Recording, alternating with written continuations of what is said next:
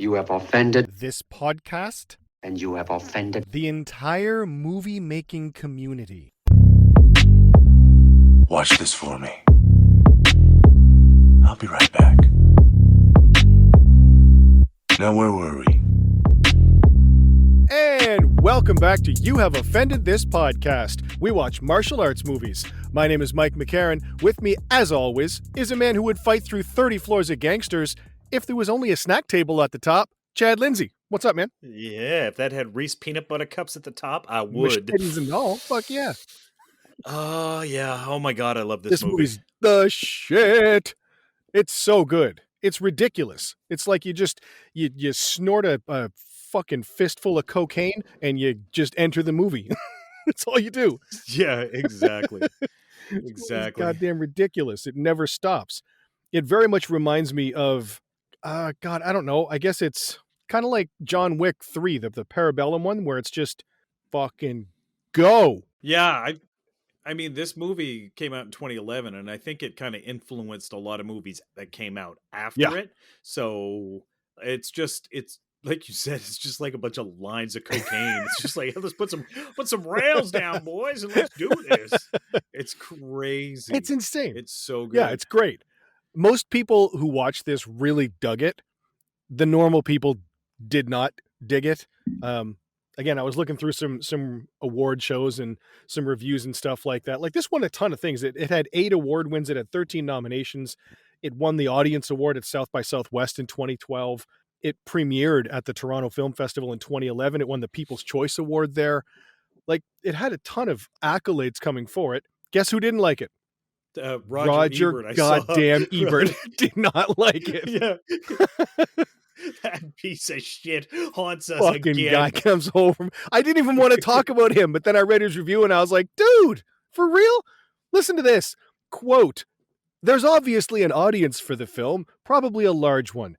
They are content, even eager, to sit in a theater and watch one action figure after another pound and blast one another to death. They require no dialogue, no plot, no characters, no humanity. Have you noticed how cats and dogs will look at a TV screen on which there are things jumping around? It is to that level of the brain's reptilian complex that the film appeals." Unquote, asshole. The fuck kind of thing is that? That's somebody who just wants to sit around and watch the fucking Red Violin all day, every day. Like, yeah, sometimes you're just in the mood to watch people get fucked up. Yeah, I'm going to watch the Red Violin, and then I'm going to go read some Percy Shelley, and then I'm going to get a manicure. And it's like, hey, man, come on. Don't you just want to watch some motherfucker get his back snapped in half every now and then while you're taking a break from your fucking Proust Master of Arts? Like, fuck off. Yeah. Have a hamburger and a beer every once in a while, you fucking pretentious bitch. Right? Jesus. Calm down. Yeah, this movie's fucking awesome. I saw this in whenever it first came onto Netflix. I didn't know anything about it. I just saw the poster as I scrolled through, and it was just like, on the poster, there's like the silhouette of a cop and a big goddamn building, and it's just like The Raid. And I'm like, oh, okay. I think I have everything I need. It looks like a big building, and it looks like some cops are going to raid it. Let's check it out. And then, boy, was I surprised. We're good, right? When I fired that thing up, and about 2 minutes in, I'm like, okay, yeah, this is going pretty good. And then all of a sudden, I see a goddamn hammer and some fucking plastic tarp, and I'm like, oh my God. I have walked down a dark alley here. And there's really no turning back. Like, they welcome you into this movie really harshly, very quickly. They do. You think, oh, this guy kind of looks like my granddad. He's in his pajamas. He's eating ramen noodles. He's wearing a little white tank top. And then the next thing you know, shaklackity, right in the side of the head with a fucking claw hammer. Holy shit. Yeah, so break it down for us. So before we get into that, make sure you remember, if you're listening to this, please rate and review us on iTunes if you can. Subscribe on whatever platform you're on. We're on all the platforms that you want to hit, whether it's iTunes or Stitcher or Spotify or whatever. You can check us out on our social media stuff. We're on Twitter and Facebook and Instagram, so check us out there at either You Have Offended This Podcast or YHOTP. Leave us comments, leave us movies you want to do, any favorite scenes you have or anything like that. We'll check it out and we'll try to get to the movies that you like.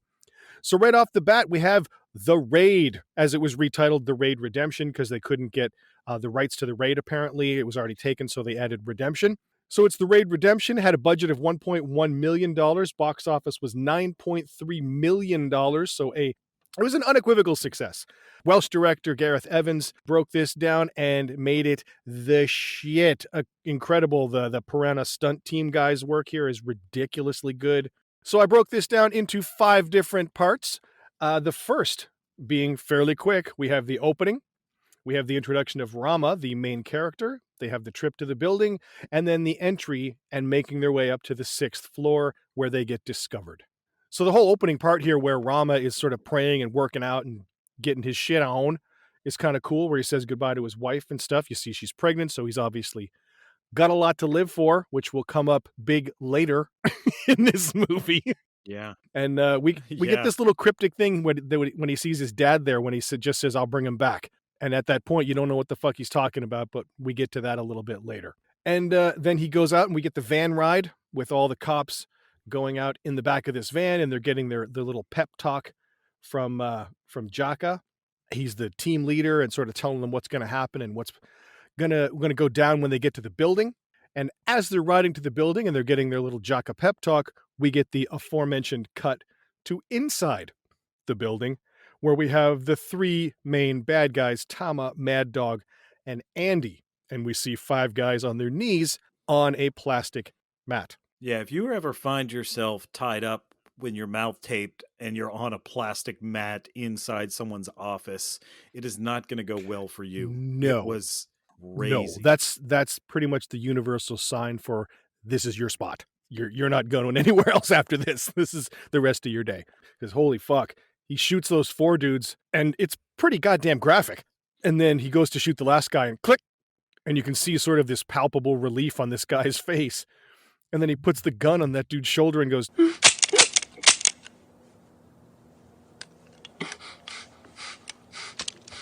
Watch this for me. I'll be right back.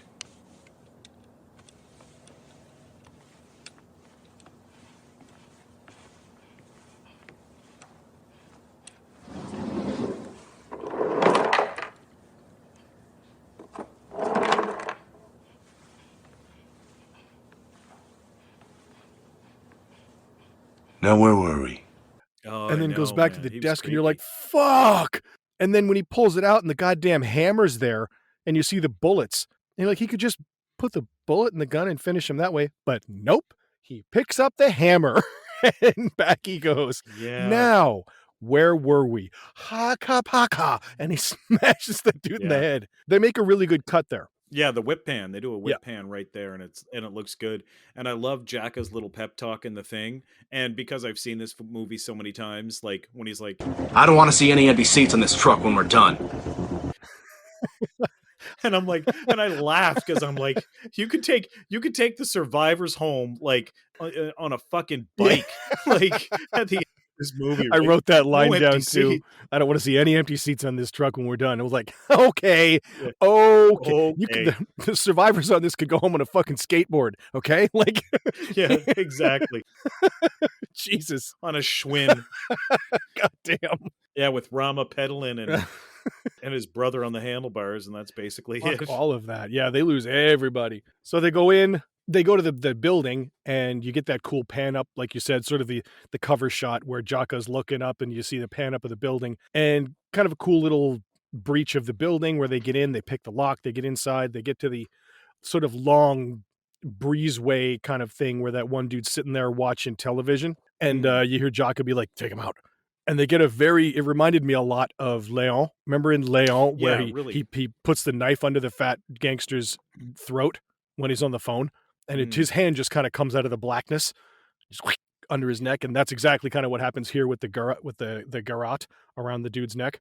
Yeah, the first start of the start of their infiltration of this building, it's going swimmingly well. Yes. They're working as a team, they're covering each other, and they get inside, and of course then we meet the guy who's trying to get in and bring medicine to his wife upstairs. Yeah, room 726 guy. He meets them at the main kind of gate there.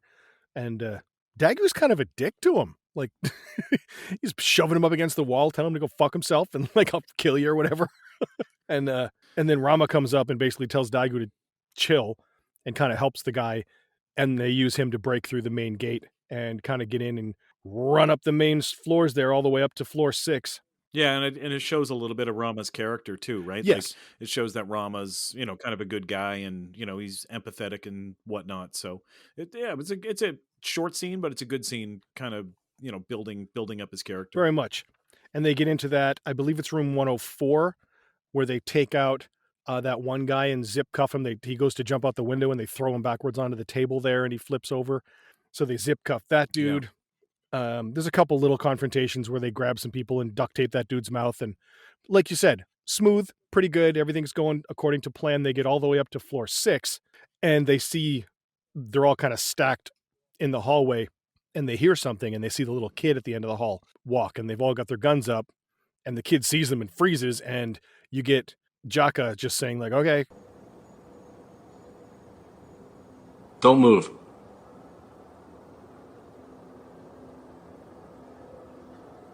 Don't do anything stupid. Don't move an inch.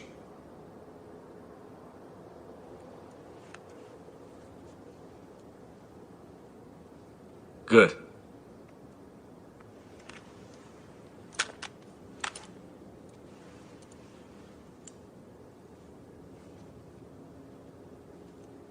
Now.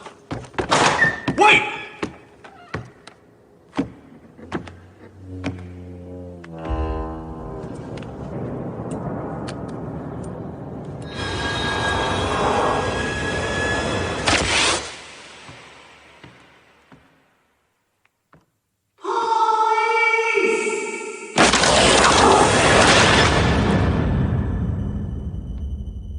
You just see the bullet come through the door and zip right through the kid's neck and drop him, which really sets the tone for the movie. It really does, but everything leading up to it, it's so cool. Like, especially the way they did the cutting of, as they're running past the numbers on the stairs, and the numbers are changing floor Very to floor. They're showing them work really efficiently. And then all of a sudden, you get a major tonal shift as soon as they shoot a child in the neck. That tends to bring the energy level down, kind of lets the air out of the room, if you know what I mean. Kind of does. It really lets you. Well, it's one of those, it reminded me of that David Cronenberg flick, A History of Violence, where you get the two crazy guys who are coming into town and they stop at that little motel and the psycho guy shoots that little girl. It just gives you this sense that like nobody's safe. Nobody's safe. Because if you're willing to kill a kid right off the jump, none of those adults are safe. Like, so that it really lends this palpable tension to everything that happens because you don't know who's going to die. Any of those guys could have died. So really set the tone. So the kid, and it also sets you on Wahyu's course because you get the sense that guy's kind of unhinged. Yeah, because I mean, he, as we learn later, he's there for a very specific purpose. And he's kind of like the Mace Ryan of this whole thing. Like he's kind of setting it up like, he doesn't have authorization. He's bringing the team there. It's supposed to be secret, and he's in cahoots with some other people apparently. And, it just really, really kind of puts the dynamic of good versus evil kind of in perspective. I loved it. And then as soon as this scene happens and the other kid that witnesses him get shot runs up the stairs and hits the intercom, that really cool 1970s style intercom, then it's like you're 15 minutes into the film and it's just off the rails. It's like you hear the pull of a chainsaw starting. It's just like, whoa. You're like, all right, I know where we're going here. It gets hot. The shit flies at the fan and hits it very fucking hard. Like you said, the intercom gets hit and Tama sees them on the CCTV and is like, oh, okay, we have company. This is part 2 now. Tama knows that they're there. He calls the neighbors. The cops take very heavy losses. They try to regroup, but they seem absolutely hopelessly outnumbered here. And the cops end up getting cornered in an apartment where they have to use the furniture and shit to get out. So Tama calls the quote unquote the neighbors, who end up being a couple of snipers and some other guys in the building next door. And the 2 snipers just take out the 2 guys that are outside, or however many guys are outside the building. They just shoot those guys. And that one guy in apartment 104 walks over by the window and gets shot right through the goggles. Yeah. Which was kind of awesome. Well, actually, let's talk. Like, I loved how the snipers show up. They fire off the rounds. The other guy goes to shoot again. He's like, no, let him scream. Yeah. right? And then, he's on the ground screaming, and then dude in the apartment walks to the window to see right? who's And screaming. These are rookies, right? Because they clearly say they're rookies. Yep. He walks over to the window to see what the fuck's going on. He gets one right through the goddamn eyepiece. Yep. He's down, and then that's when the guy that they've got duct tape from earlier. Yep. He slips out of his slips his zip ties around his legs, pulls a fucking machete out from under the table. Hey, and thank you for listening to this teaser episode of the podcast. Full episodes can be found at patreon.com/youhaveoffendedthispodcast. We do at least 4 episodes a month. Everyone gets 1 free. The other 3 are like this one, a teaser with the full show available with a subscription. Now there's 5 levels of subscription to choose from to suit any budget, with the lowest being just $5 per month. That's less than a rabbit harness leash thing on Amazon. I mean, what are you going to do with that? It's nice. I mean, don't get me wrong, but think about it. You can walk your rabbit safely, or you can get over 6 hours of original entertainment to make your workout or commute or life better. Plus, access to all the past seasons, each season being 21 episodes. Patrons also get to be a part of the Dojo crew. You become a producer of the show. And the best part is you don't have to do any of the hours of work it takes to create an awesome show every week. You just reap the benefits. It's awesome. So head on over to patreon.com/youhaveoffendedthispodcast and become a patron. You'll have our eternal gratitude and the satisfaction of literally being a producer of the media you find most appealing. Thank you so much. We'll see you inside the dojo.